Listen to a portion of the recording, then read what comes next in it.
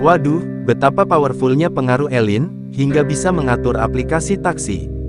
Bandara tidak bisa diakses Topan. Apakah Elin yang merencanakan semua ini?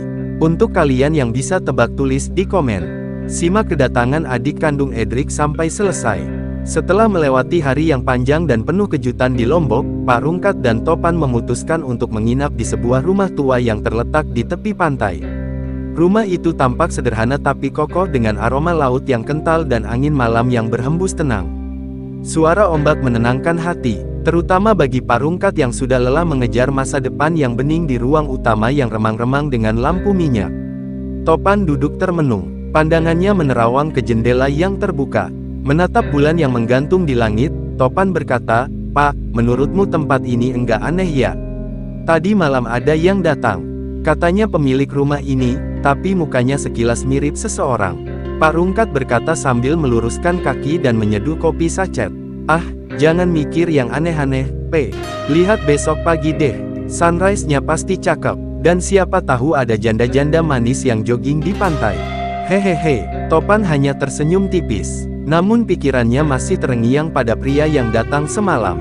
Wajahnya memang tidak asing, mirip sekali dengan adiknya Edric, pria yang dulu pernah menjadi kekasih Elin. Tapi bukankah kabarnya dia sudah lama menghilang? Topan dalam hati, apa ini kebetulan? Atau semua ini memang sengaja dirancang? Kenapa semuanya mengarah kembali ke Elin?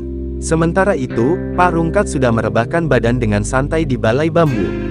Ia benar-benar tidak menaruh curiga apapun. Dalam pikirannya hanya ada pagi, sunrise, dan harapan bertemu masa depan yang bening. Topan akhirnya ikut berbaring meski pikirannya tetap waspada. Malam itu terasa sunyi, terlalu sunyi. Dan di kejauhan bayangan seseorang berdiri mengamati rumah itu dari balik pohon kelapa, diam, tapi jelas mengawasi. Pagi yang bening di pantai Lombok. Matahari perlahan menyembul dari balik cakrawala, memancarkan sinar keemasan yang menyapu permukaan laut. Ombak tenang menggulung lembut ke bibir pantai membawa udara segar yang menyentuh wajah Pak Rungkat. Dengan mata masih setengah terbuka, Pak Rungkat melangkah keluar dari rumah tua itu dan langsung terdiam di anak tangga depan. Pak Rungkat, waduh, subhanallah, ini surganya dunia Topan. Banyak bule-bule dan yang bening-bening. Ia memicingkan mata ke arah pantai. Beberapa turis asing sedang jogging, bermain pedalboard, dan bahkan ada yang duduk meditasi di atas matras. Sebagian besar adalah perempuan muda dengan pakaian santai dan senyum ramah. Pak Rungkat langsung berdiri tegak, menyibak rambutnya ke samping walau rambutnya sudah tidak sebanyak dulu. Pak Rungkat berbisik, Topan masa depan tuh udah manggil dari sana. Topan yang baru saja keluar sambil meregangkan tubuh hanya pelan. Matanya sayu tapi pikirannya masih tegang sejak malam sebelumnya. "Topan, Pak, kita harus tetap waspada. Gua masih ngerasa ada yang enggak beres dengan rumah ini. Orang yang datang semalam tuh makin gua pikir-pikir dia bisa jadi adiknya Edric. Dan kalau iya," Pak Rungkat memotong. Topan fokus ke pagi, fokus ke hidup, fokus ke masa depan. Lalu menambahkan dengan semangat, "Gua niat nyapa satu-satu bule itu. Siapa tahu ada yang cerai dan butuh teman hidup." Topan hanya bisa menggeleng. Ia menatap laut lalu kembali menoleh ke rumah tua. Pandangannya tertuju pada satu jendela lantai atas yang tadi malam tertutup tapi kini terbuka. Dan di balik tirai seperti ada seseorang yang mengintip. Topan dalam hati, apa benar ini hanya kebetulan atau semua kembali ke Elin dan masa lalu yang belum selesai?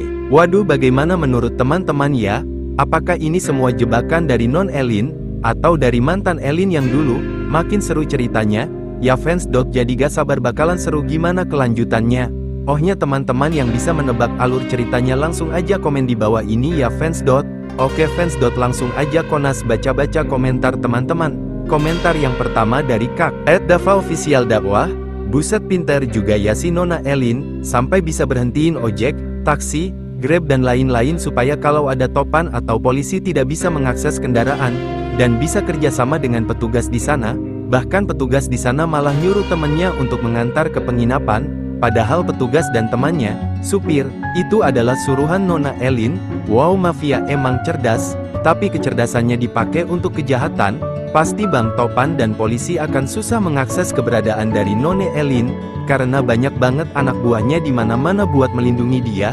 Pinter banget sih, tapi sepintar-pintarnya, Pasti di akhir akan ada kejutan, dan yang pasti dia akan ketangkap, tapi tidak semudah itu pasti alurnya ya, ini mah gak bisa ketebak alurnya. Sukses deh Pak Badhot, emang keren nih animasi. Komentar berikutnya dari Kak 4 Elvin Tank, sepintarnya Elaine, kalah pintar sama si Topan yakin gua, lihat aja nanti. Dah kebaca mas si Topan, apakah Bang Topan kalah pintar dari Non Elin, atau Non Elin yang kalah pintar? Menurut teman-teman gimana? Coba teman-teman tebak di kolom komentar. Oke kita lanjut ke komentar berikutnya. Komentar berikutnya dari Kak @Shakira_Draw7831. Menurutku Bapak Satpam tadi sama Pak Supir adalah suruhannya Elin. Elin emang udah ngeduga kalau si Topan bakal ikut nyusulin dia ke Lombok. Dan dari judulnya, wajah tanpa nama, mungkin aja Elin akan menyamar lagi sehingga enggak akan ada yang bisa ngenalin dia. Tapi ya, gak tahu juga. Waduh menurut teman-teman gimana kelanjutannya? Apakah Nona Elin akan operasi wajahnya lagi, atau gak, dan beralih ke Bang Topan, dan Pak Rungkan? Apakah mereka berdua akan baik-baik saja, atau terjadi sesuatu? Coba teman-teman komen di bawah ini, bakalan seru banget nih alur ceritanya, jadi gak sabar menunggu episode terbaru ya fans. Tapi yang lebih seru lagi Bang Topan Karya udah tahu semua rencana si Elin, tapi Bang Topan pura-pura gak tahu. Bang Topan orangnya slow aja, tetapi Bang Topan jagot banget dah. Kalau soal bilang pintar, mungkin Nona Elin pintar, tapi kayak Pak Rungkan lebih pintar ya teman-teman. Tapi kita semua belum tahu kalau Pak Rungkan pintar atau cerdik yang gimana. Pokok ya kita tunggu episode terbaru di youtube.design. Langsung aja teman komen di bawah ya. Sampai di sini dulu ya teman-teman. Jika ada salah menyampaikan atau salah membaca-baca komentar teman, Konas minta maaf ya teman-teman. Sampai jumpa di episode terbaru ya. Bye-bye.